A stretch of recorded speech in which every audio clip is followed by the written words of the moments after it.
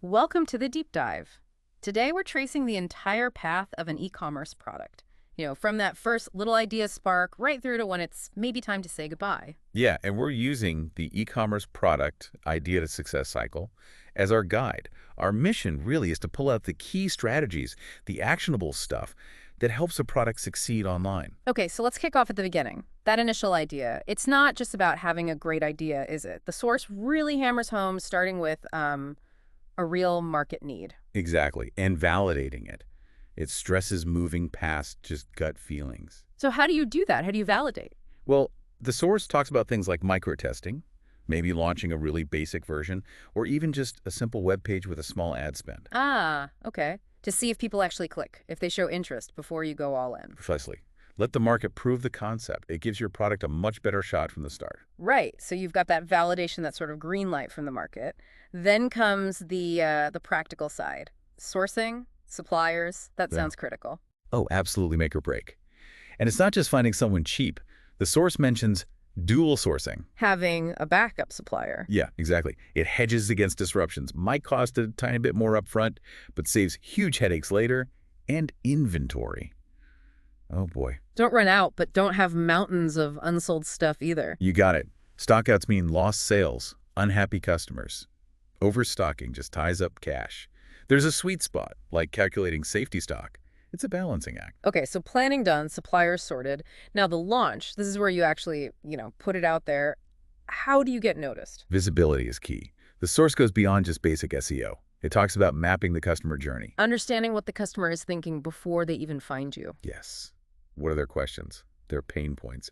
You craft your descriptions, your marketing to speak directly to that. Sell the solution, not just the thing itself. That makes for a stronger debut. Makes sense.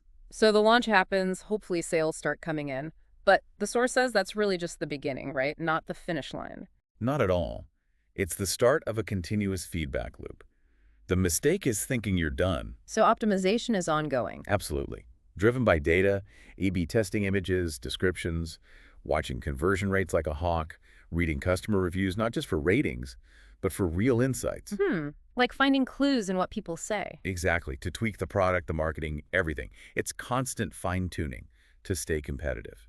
Which brings us to the end of the line, something maybe people don't think about enough. Knowing when to phase a product out. It's like managing its retirement.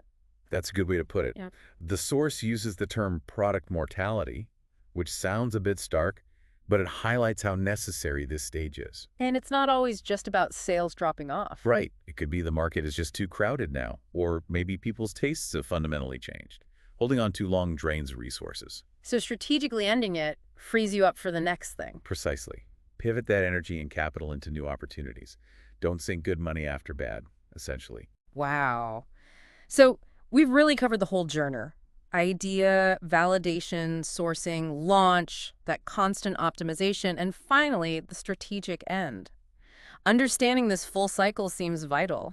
It really is. And, these principles, they don't just apply to e-commerce products you sell online. How so? Well, think about it. Projects you run at work, big initiatives, maybe even personal goals. They all have a kind of life cycle, don't they? Initial concept, development, a launch, a peak phase, maybe refinement, and sometimes a necessary conclusion. Huh. That's a great point. So the final thought for you listening is, Yeah.